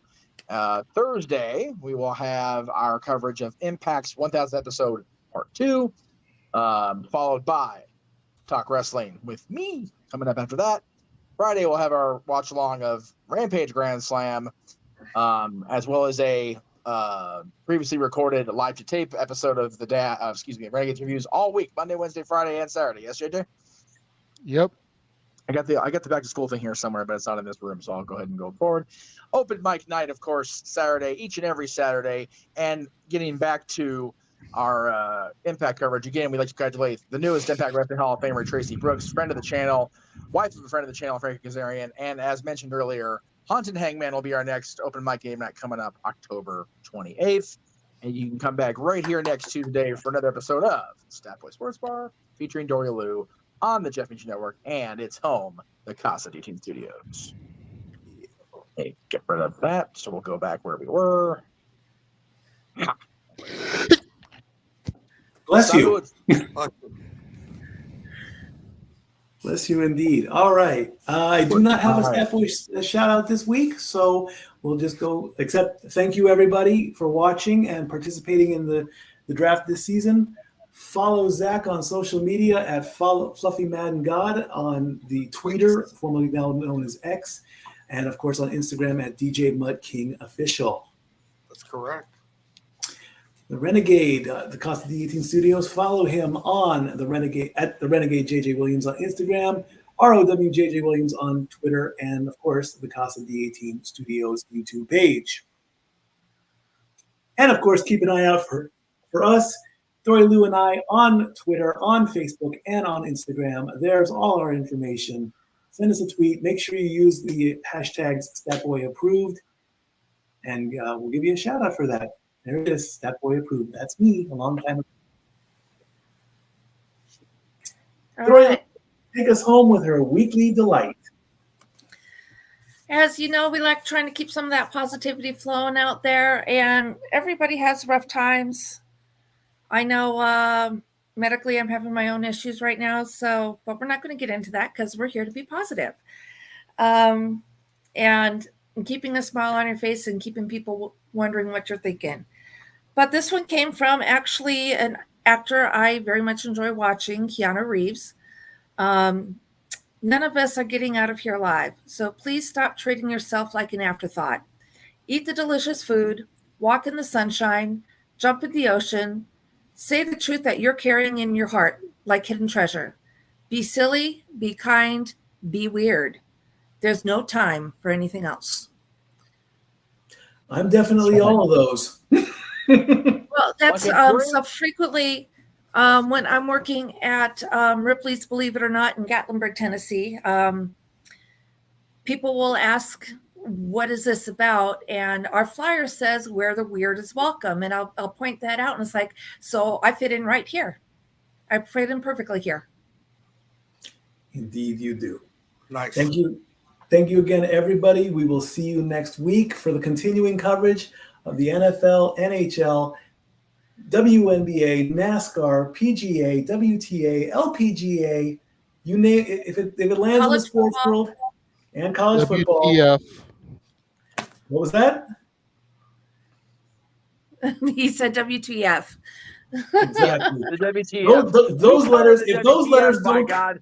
if those letters don't pop up at once during an episode of this show, it's a miracle. I love you all. See you next week. For everybody, Stat Boy out. And to go up JJ's avatar. Wee-woo.